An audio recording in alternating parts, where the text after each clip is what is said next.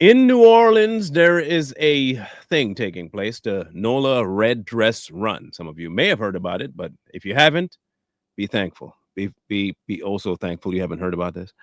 Apparently, it is a run to solidify their solidarity with all kinds of.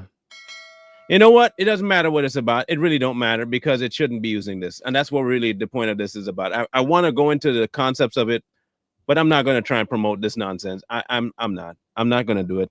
So I'm just going to have you watch this real quick, and then we'll actually have a conversation. Because I'm going to. Can I be frank? I'll be frank. I really do not give a flying rat's behind what the reason is that you have men dressed like this. Ain't no reason you can give me. Like there is no concept, idea, logic, nothing you can give me that'd be like, oh, I can understand that. Don't care. Nope, don't care. This is in New Orleans, and men flock to this particular location to wear red dresses to run. Ready for this? I don't think you are, but here we go. It's not very long. Only 28 seconds. Thank the Lord above. It's only 28 seconds. You could shave 50 pounds of person down real good though. Shave 200 pounds for a family of four. Nothing is a check. Come on, mute the music too so we don't get no strike. Just look along. You can see in the background exactly what is needing to be said.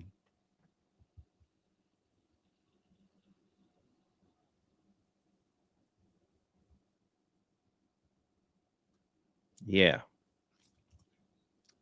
Okay, so let's have the conversation, shall we?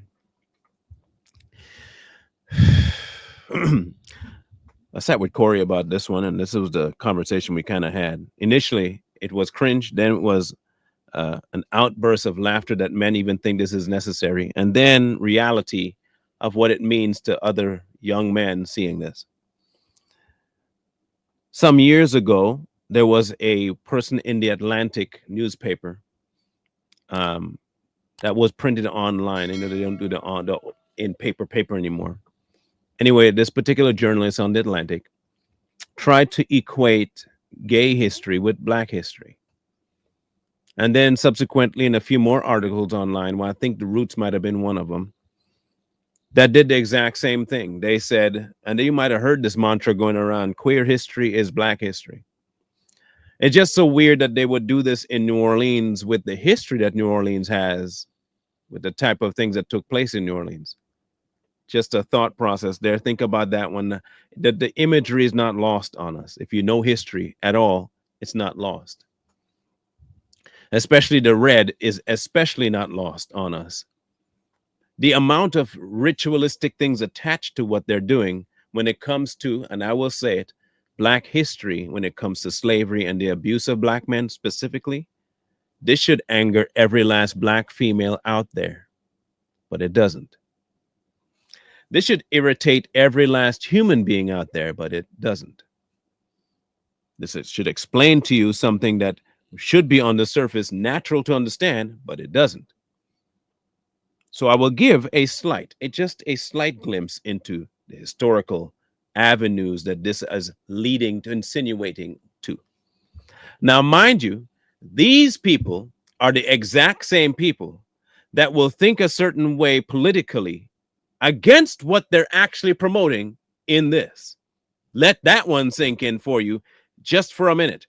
They will see racism around every corner, but they won't see it in this. So let's run some things down the gamut, shall we? Specifically about the location. In Louisiana, it was quite customary to have gator runs. Yes, it happened in Florida too, but it was mostly predominant in Louisiana. Now, what would eventually happen in this particular ritual is that they would indeed have, majority of the time, young boys run from said alligators. And they would watch as the alligators would catch up. Now, what do you think would issue from that young person once the alligator got a hold of them?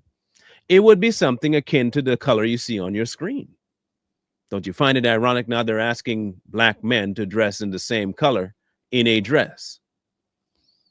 Now, Secondarily, the other inference is that it's men in dresses. If you remember anything about buck busting, you'd understand the similarities between the two things. In this particular run, they're imaging buck busting as something positive because you're running for a cause. Go ahead and put on a dress, not just any dress, a red dress to symbolize the loss of life, while you're running for an entity that does not want anything to do with you. Amazing, isn't it? And here we have men. I use that term very loosely. Some males. Let's call it what it is. These are males running in an event, dressed in dresses, heels, and sometimes actually just halter tops and mini skirts, bikinis. And this has become now culture. And it is going to be equated with black culture. You okay with that? I just want to know, hey, if just let me know if you're cool with that, because diversity has taken over everything now, right? It's all about how diverse you can be. How about how many things you can have, how many things in one pot, melting pot and all.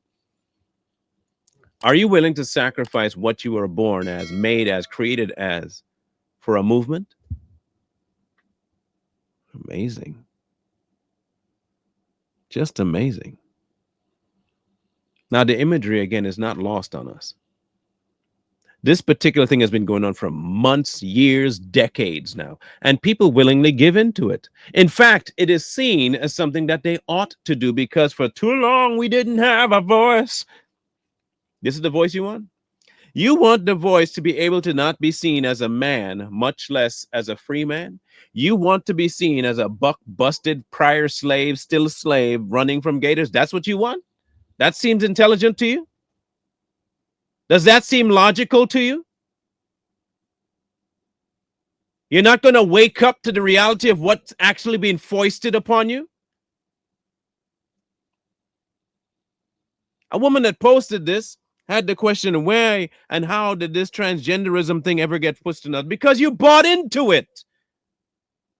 The day you bought into that, the whole idea that the man ain't and women are the queens and they're bigger than all the men, you bought into it. You demasculated men. You left them out in the open to have this happen.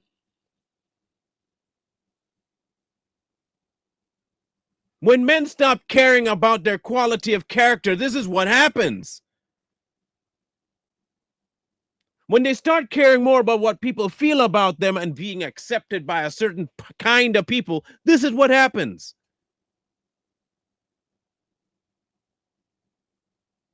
When you forsake what is natural for what is unnatural, this is what happens.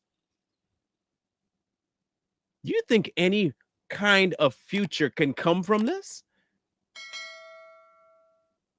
And if one does come, do you want it?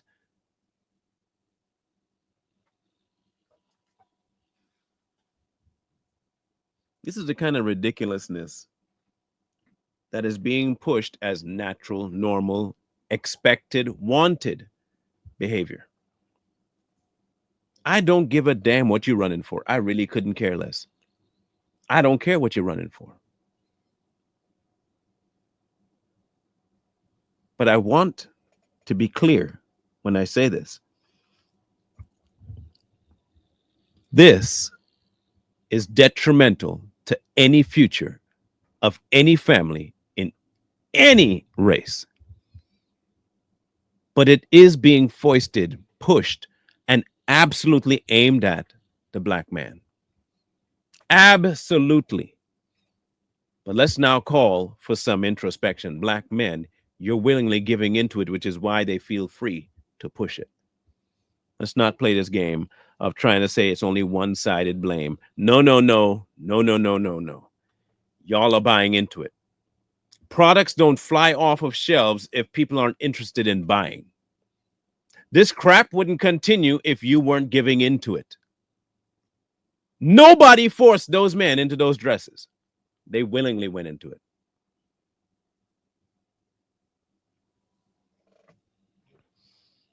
Whether they went into it willingly because they wanted to be like the one accepted group, black women, then I don't know. Maybe that's it. But I don't see black women trying to stop this neither. Unfortunately, the new move now is to have black women accept this as normal for their men to do.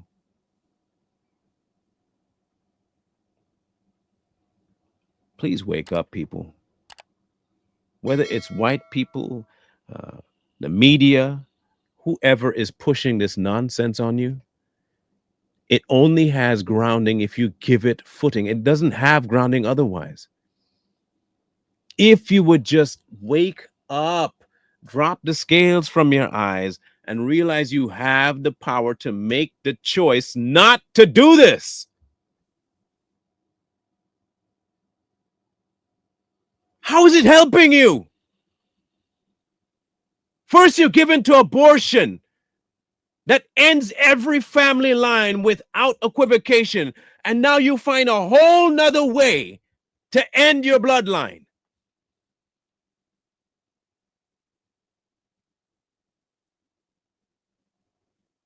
You are doing all the work of the people that hate you. Why would they need to do anything more? You're doing it for them. Margaret Sanger hated y'all. Hated, hated, hate. To the point where she said out loud her own words that she can't wait to see the end of the black race. She started a whole entity just for you, just for you. And you are the number one contributor by population.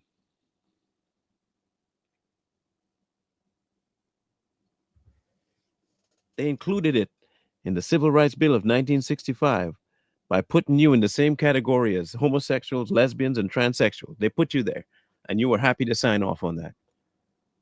And now you are classed with a sexual preference. You gave up what you were born as to take up the identity of something that they gave you. And you still put them over you every time with this nonsense. So please tell me what's it going to take to wake you up. What's it going to take? Is it going to take your population going from 40 million to 30 million to 25 million to 20 million? That's what it's going to take. And you're still going to complain that we have no power, we have no grounding, we can't get any traction. But at every turn, you're using methods to dwindle your population. What was it going to take? People that stand in solidarity with you are actually against you, and you're going to just keep holding hands with them. The people that say vote this way and vote that way are the same people that keep cutting you down at every turn. You're going to keep doing that until you have nothing left. What was it going to take? What will it take for y'all to wake up? And I say y'all, meaning the people that promote and are for this stuff. Because I know there are plenty of people in the black community that will never support this nonsense. Ain't no way. But you know what the people that do promote this will call them? I think you know. And I think that's okay. You can call us all that if you want. Feel free. Ain't no problem. Hey, look, have fun doing that.